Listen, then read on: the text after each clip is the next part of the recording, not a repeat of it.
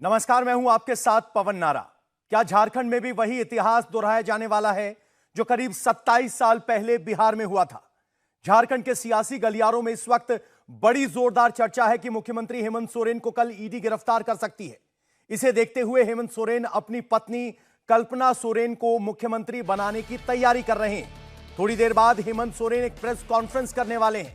कल ही उन्हें रांची में ईडी के सामने पेश होना है, तो माना जा रहा है कि ईडी के सामने पेशी और अपनी संभावित गिरफ्तारी से पहले हेमंत सोरेन अपनी पत्नी को मुख्यमंत्री बनाने को लेकर कुछ ऐलान कर सकते हैं। आज से 27 साल पहले बिहार में भी ऐसा ही हुआ था।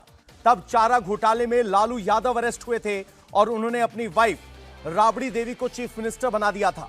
खास बात यह है कि उस वक्त झारखंड भी बिहार का हिस्सा था और जिस घोटाले में लालू को सजा हुई थी वो घोटाला मौजूदा झारखंड के इलाके में ही हुआ था। और एक बड़ा संयोग यह भी है कि जब राबड़ी देवी मुख्यमंत्री बनी थी तब वो विधायक नहीं थी और हेमंत सोरेन की वाइफ कल्पना सोरेन भी विधायक नहीं है। इसे देखते हुए हेमंत सोरेन के भाई बसंत सोरेन भी मुख्यमंत्री बनने का ख्वाब देख रहे हैं।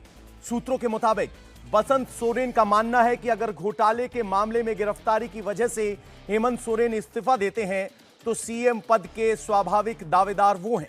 लेकिन कहा जा रहा है कि बसंत सोरेन को ना ही उनकी पार्टी झारखंड मुक्ति मोर्चा के ज्यादा विधायकों का सपोर्ट हासिल है, ना ही महागठबंधन में शामिल दूसरी पार्टियों का।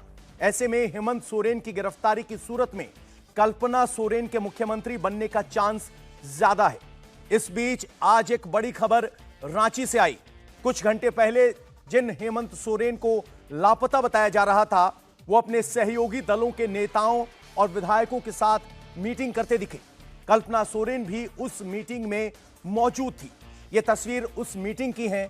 खबरों के मुताबिक इस बैठक में हेमंत सोरेन ने इस बात पर चर्चा की है कि अगर ईडी उन्हें गिरफ्तार करती है तो अगला कदम क्या होना चाहिए। हेमंत सोरेन की तरफ से यह कहा गया कि वो 31 जनवरी यानी कल रांची में खुद ईडी के सामने पेश होंगे। दिल में थे फिर क्या दिक्कत है, किसको तकलीफ है? चले नहीं, क्या सवाल है, इसका मतलब क्या है? हेमंत सोरेन के साथ मीटिंग के बाद कांग्रेस नेता और कैबिनेट मंत्री बन्ना गुप्ता ने आरोप लगाया है कि झारखंड सरकार के खिलाफ साजिश की जा रही है। मीटिंग में क्या बातचीत हुई सीएम साहब से? अरे हम सारे लोग एकजुट हैं और सीएम साहब भी आ रहे हैं। बापू की पुण्यतिथि है। बापू हम शर्मिंदा हैं, तेरे कातिल जिंदा है। आज भी बापू के कातिल जिंदा होकर लोकतंत्र की हत्या कर रहे हैं। क्या सीएम साहब कॉन्फिडेंट थे मीटिंग में? पूरा कॉन्फिडेंट है जी। देखिए ना, अभी चेहरा पढ़िए, आप लोग तो पत्रकार हैं। कह रहे हैं पूरा कॉन्फिडेंस है। बन्ना गुप्ता ने यह भी कहा कि जब हेमंत सोरेन कह चुके हैं कि वो कल ईडी के सामने पेश होंगे, फिर इसे इतना बड़ा मुद्दा क्यों बनाया जा रहा है। बन्ना गुप्ता ने कहा कि झारखंड की जनता सब देख रही है कि उनके चुने हुए मुख्यमंत्री के साथ क्या किया जा रहा है। माननीय मुख्यमंत्री झारखंड की जनता के दिलों में हैं और उन्होंने ईडी ने जो समय सीमा तय की है उस समय सीमा में उन्होंने कहा है कि हम उस समय सीमा में ईडी के सभी सवालों का जवाब देंगे। तो समय आने दीजिए, सारा वो उपस्थित होंगे, जवाब देंगे। अब वो क्या कर रहे हैं नहीं कर रहे हैं, मैं किसी संवैधानिक संस्था पर कोई बहुत आघात प्रतिघात करके अनावश्यक बात बोलना नहीं चाहता हूं। सब कुछ जनता की अदालत में आना है, जनता को देखना है। जनता सर्वोपरि है, लोकतंत्र में जनता मालिक है और जनता नैरेटिव सेट करती है कि किसके साथ क्या हो रहा, नहीं हो रहा, क्यों हो रहा, क्या परिस्थितियों में हो रहा है, किस उद्देश्यों के कारण हो रहा है। तो जो भी ईडी के सवाल के जवाब हैं वो माननीय मुख्यमंत्री देंगे। ईडी के सवाल का जवाब माननीय मुख्यमंत्री देंगे, ऐसा कहना है बन्ना गुप्ता का। अभय पराशर रांची से सीधे इस वक्त हमारे साथ जुड़ गए हैं। अभय, 31 तारीख का वक्त मुख्यमंत्री कार्यालय की तरफ से दिया गया, लेकिन जिन हालात में रांची में प्रकट हुए मुख्यमंत्री, क्या अब वो 24 घंटे की मोहलत मिलेगी या ईडी आज भी कार्रवाई कर सकती है? और इस प्रेस कॉन्फ्रेंस से किस ऐलान की उम्मीद की जाए? हाँ, देखिए बिल्कुल पवन, क्योंकि आज मुख्यमंत्री खुद निकलकर सामने आ गए हैं। कल दिल्ली में लगातार ईडी की टीम उनकी तलाश कर रही थी, लेकिन बाय रोड वो पहुंचे रांची देर रात, और आज यहां पर सरकारी कार्यक्रम जो था बापू वाटिका, उसमें हिस्सा भी लिया है।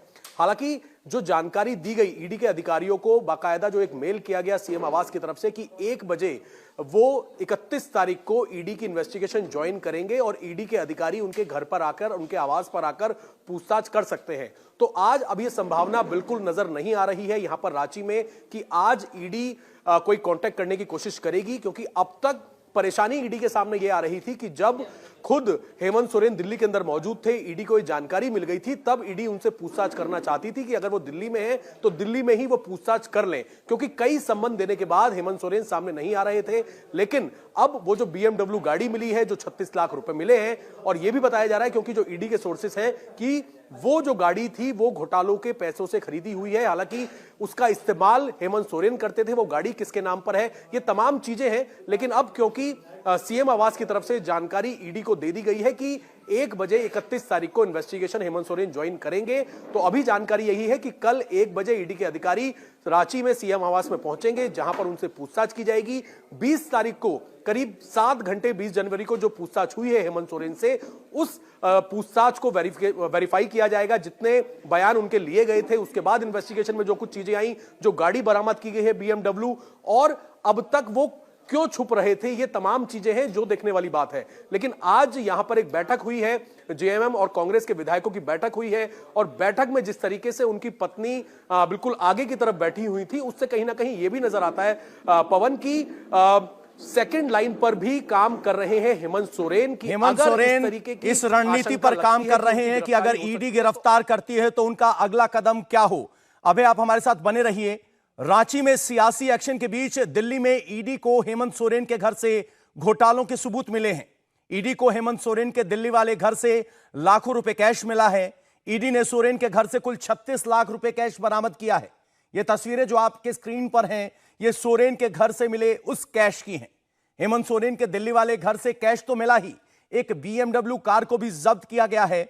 सूत्रों के मुताबिक ये कार घोटाले के पैसों से खरीदी गई थी।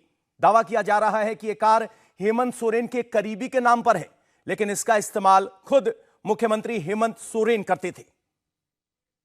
ईडी की टीम ने झारखंड के मुख्यमंत्री हेमंत सोरेन के शांति निकेतन स्थित घर से जो BMW कार रिकवर की थी, वो आप देख सकते हैं, वो इस समय एनफोर्समेंट डायरेक्टर के हेडक्वार्टर में खड़ी हुई है। सोमवार की रात को ये गाड़ी जो है वो BMW कार, आप देख सकते हैं हरियाणा नंबर की ये कार है, ब्लू रंग की कार है BMW, और ये जो गाड़ी है ये हेमंत सोरेन की बताई जाती है।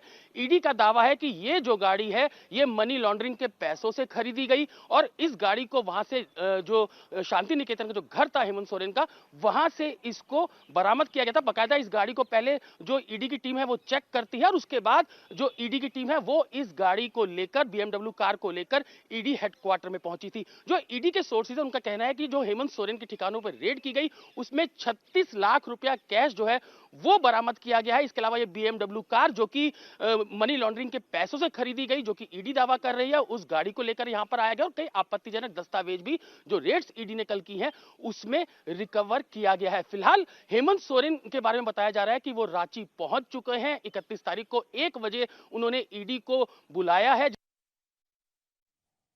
यानी कैश, कार और डॉक्यूमेंट्स सब बरामद किए हैं। हेमंत सोरेन पूरी तरह से ईडी के शिकंजे में है। तो ऐसे में अगर ईडी हेमंत सोरेन को गिरफ्तार करती है तो उनके पास प्लान बी क्या है? आखिर हेमंत सोरेन क्या करेंगे? अगर हेमंत सोरेन गिरफ्तार होते हैं तो वो अपनी पत्नी कल्पना सोरेन को मुख्यमंत्री पद सौंप सकते हैं। इसको लेकर हेमंत सोरेन ने सारी तैयारी भी कर ली है। हेमंत सोरेन ने ईडी को लेटर के जरिए जवाब भी भेजा है। हेमंत सोरेन ने चिट्ठी में लिखा है कि उन्हें राजनीतिक एजेंडे के तहत समन भेजा गया। ईडी मेरे खिलाफ साजिश रच रही है। 2 फरवरी से 29 फरवरी तक बजट सेशन है। बजट की तैयारियों के बीच समन क्यों भेजा गया है? ईडी अधिकारियों का गलत इस्तेमाल किया जा रहा है। इस तरह के आरोप भी हेमंत सोरेन की तरफ से लगाए गए हैं। अभय रांची से इस वक्त हमारे साथ जुड़े हुए हैं। अभय, आपने कहा कि एक बैठक हुई है, उस बैठक से क्या सुगबुगाहट निकल कर आ रही है? क्योंकि उस बैठक में झारखंड मुक्ति मोर्चा के विधायक भी थे और सहयोगी दल भी। तो क्या मान लिया जाए इस बैठक में मोहर लग चुकी है? देखिए, एक अपडेट और मैं आपको बता दूं, आज शाम को 7 बजे भी सीएम आवास पर जो है बैठक होनी है। जो कांग्रेस के और जेएमएम के विधायक हैं उनकी एक बैठक होगी और उसमें भी एक रणनीति तय होगी। और आज अभी दोपहर को जो बैठक हुई थी, ये तस्वीर मैं आपको दिखा दूं। इस वक्त में जो जेएमएम का दफ्तर है, झारखंड मुक्ति मोर्चा, वहीं पर मौजूद हूं। और आज बैठक में क्या कुछ निकला है और क्या रणनीति होने वाली है, क्योंकि हेमंत सोरेन की तरफ से साफ तौर पर यह कह दिया गया है कि वो 1 बजे 30 तारीख को ईडी के सवालों का जवाब देंगे, पेश होंगे। लेकिन आगे की क्या रणनीति है, क्यों विधायकों की बैठक जो है लगातार बुलाई जा रही है, क्या कोई आशंका है हेमंत सोरेन को, इसको लेकर पवन 4:30 बजे जो यहाँ के महासचिव हैं जेएमएम के, वो एक प्रेस कॉन्फ्रेंस करने जा रहे हैं, सुप्रियो भट्टाचार्य। और उस प्रेस कॉन्फ्रेंस के अंदर अपनी अगली रणनीति जो है वो भी बताई जा सकती है कि क्या रणनीति होगी। लेकिन आगे की रणनीति जो है वो ईडी के एक्शन पर ही निर्भर करेगी। कल जब ईडी सवाल जवाब करेगी उसके बाद ये देखना होगा। लेकिन तैयारी जो है वो एक तरीके से कह सकते हैं पूरी है, क्योंकि कांग्रेस के तमाम विधायक जो है, जेएमएम के विधायक जो है, उनके साथ एक बैठक हुई है, शाम को दोबारा बैठक होनी है। और जिस तरीके से हेमंत सोरेन ये पता होते सोते कि दिल्ली के अंदर उन्हें ईडी की टीम तलाश रही है, उनके घर पर मौजूद है, उनकी गाड़ी को सीज करके ले गई है, उसके बावजूद हेमंत सोरेन का ईडी के सामने ना आना, गाड़ी से बाय रोड पहुंच जाना रांची में, ये तमाम चीजें हैं जिसको लेकर हेमंत सोरेन अपने विधायकों के साथ बैठक जरूर कर रहे हैं, ताकि अगर गिरफ्तारी की नौबत आती है तो उसके बाद सरकार किस तरीके से चलाई जाएगी। अब आपके पास फिर लौटेंगे, लेकिन स्पष्ट बात यह है कि हेमंत सोरेन के एक्शन से लग रहा है कि वो मान के चल रहे हैं कि उनकी गिरफ्तारी होगी, इसीलिए प्लान बी को अंतिम रूप देने के लिए बैठकों का दौर जारी है। झारखंड में हेमंत सोरेन की मुसीबत बढ़ गई है तो बिहार में लैंड फॉर जॉब स्कैम में लालू फैमिली पर ईडी का शिकंजा और कस गया है। ईडी ने कल लालू यादव से करीब 10 घंटे पूछताछ की और अब आज पूर्व डिप्टी सीएम तेजस्वी यादव से सवाल जवाब हो रहे हैं। ईडी ने 19 जनवरी को सम्मन भेजकर लालू यादव को 29 जनवरी को और तेजस्वी यादव को आज यानी 30 जनवरी को पेश होने के लिए कहा था। कल लालू यादव की बेटी मीसा भारती के साथ ईडी दफ्तर पहुंचे थे, जहां उनसे 10 घंटे तक पूछताछ की गई। लालू से इस दौरान 50 से अधिक सवाल किए गए। 2004 से 2009 के बीच हुए घोटाले में उनके रोल के बारे में पूछा गया। पूरी कार्रवाई की वीडियो रिकॉर्डिंग की गई है। ईडी इस मामले में तेजस्वी यादव से एक बार पहले पूछताछ कर चुकी है। उनसे 11 अप्रैल 2023 को 8 घंटे तक सवाल जवाब किया गया था। उसके बाद ईडी ने तेजस्वी को 2 बार सम्मन भेजा, लेकिन तेजस्वी ने व्यस्त होने का तर्क देकर पेश होने से इनकार कर दिया था। तेजस्वी की बड़ी बहन मीसा भारती ने कहा है कि चुनाव को देखते हुए उनके परिवार को परेशान किया जा रहा है। लेकिन भीड़ इतनी ज्यादा काफी डरे हुए हैं 2024 के चुनाव को लेकर, मद्देनजर लेकर के जिस तरह से बिहार में हुआ। मैंने कल भी कहा था कि हमारे बगल के राज्य झारखंड में भी वहाँ की भी यही करने की कोशिश हो रही है, उनको डराने की कोशिश की जा रही है। पहले उनको कि आप हमारे साथ मिल जाइए, और वो शायद नहीं मिल पाए हैं, इसलिए इस तरह की कार्रवाई उनके खिलाफ हो रही है। और एक जनता का चुना हुआ मुख्यमंत्री, और उसने समय दिया था कि मैं 29 से लेकर के 31 तारीख के बीच में मैं हाजिर हो जाऊंगा, और जिस तरह से उनके घर पे रेड किया गया और जो भी हुई, खैर ये तो आ गए हैं, बिल्कुल आ गए हैं और वो जरूर जाएंगे। मतलब कहाँ जाएंगे, वो बिल्कुल जाएंगे। वो एजेंसी अगर बुलाई है तो वो जो समय होगा उस पर उनकी कोई मजबूरी रही होगी, वो जरूर जाएंगे पूछताछ के लिए। क्या लग रहा है कि आप लोग इससे डर जाएंगे? देखिए, ये एक शुरुआत है। मैंने कहा कि जिस तरह से 2024 को लेकर के हमारे देश के प्रधानमंत्री जी डरे हुए हैं, और देश के जितनी भी विपक्ष पार्टियां हैं, दल हैं, उनके नेताओं को इसी तरह से डराने की कोशिश की जा रही है। लेकिन हम लोग डरने वाले नहीं हैं, और देश की जनता इसको बहुत अच्छे से बारीकी से देख रही है। और इसका खामियाजा मुझे लगता है कि भारतीय जनता पार्टी को और ख़ास तौर पे प्रधानमंत्री को 2024 में भुगतना पड़ेगा। कह रहे हैं कि डराने के लिए कार्रवाई की जा रही है। नीतीश चंद्रा पटना से सीधे इस वक्त हमारे साथ जुड़ गए हैं। नीतीश जी, कितना वक्त हो गया है पूर्व उप मुख्यमंत्री को ईडी के सामने पेश हुए, और ग्राउंड पर क्या नैरेटिव नजर आ रहा है? क्योंकि आरजेडी के नेता तो बड़ी संख्या में ईडी के दफ्तर पहुंचे हैं, दिखाने की कोशिश कर रहे हैं कि उन्हें निशाना बनाया जा रहा है। ग्राउंड पे फील क्या है, लोग क्या कह रहे हैं?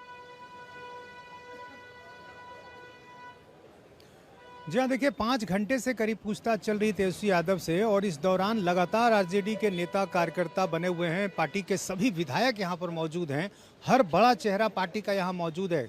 और जाहिर है लगातार यही आरजेडी के नेता कह रहे हैं कि एक साजिश के तहत ये सब किया गया है और जो भी आरोप हैं वो बिल्कुल गलत हैं। और जाहिर है लगातार आरजेडी के जो नेता है, यहाँ पर हम आपको तस्वीरें भी दिखा दें, जो सामने की सड़क है ईडी दफ्तर के ठीक सामने की, पटना के बैंक रोड में, बिल्कुल वहाँ ट्रैफिक जैम की स्थिति है, क्योंकि लगातार यहाँ पर जो भीड़ है वो बनी हुई है। तो लगातार भीड़ बनी हुई है, संपर्क हमारा। इसके अलावा नीतीश जी, ये तो भीड़ की बात हुई, तर्क क्या है? क्योंकि जब ये मामला बना तब सीबीआई ने मामला दर्ज किया था, उस वक्त बीजेपी की सरकार केंद्र में नहीं थी, तो ये तर्क कहां खड़े दिखते हैं?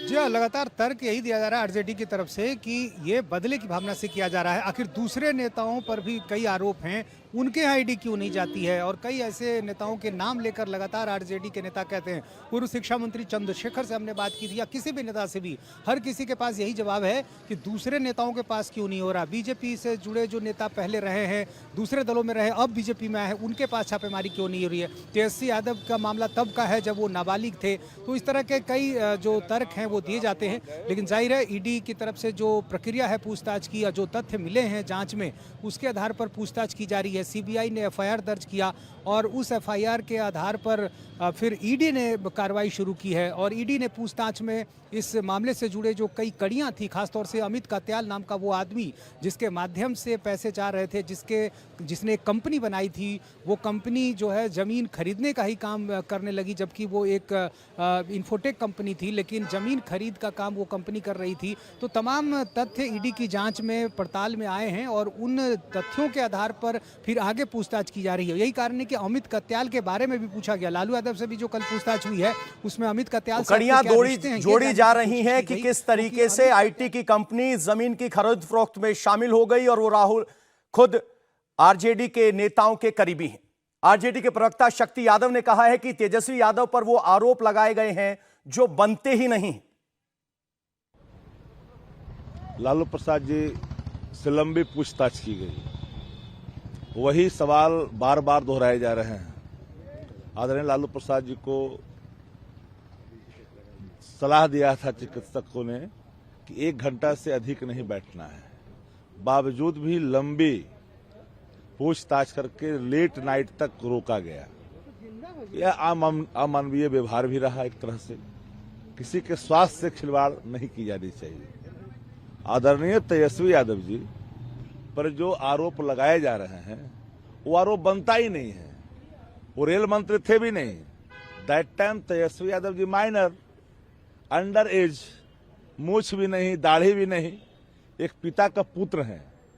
दुनिया के इतिहास में कोई एक केस इस स्तर का कोई बता दे तो मैं मानूं कि जो आरोप लगाने वाला है, जो एजेंसी काम इनके खिलाफ कर रही है, मैं उसको सत्य मान लूंगा।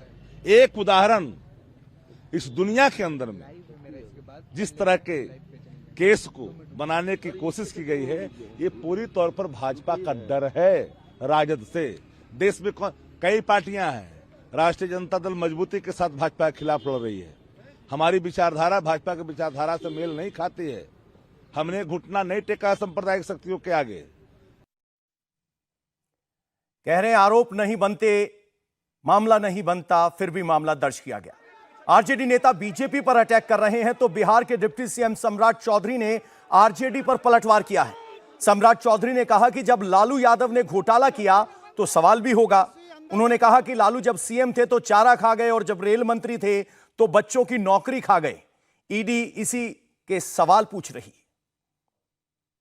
1997 में किसकी सरकार थी?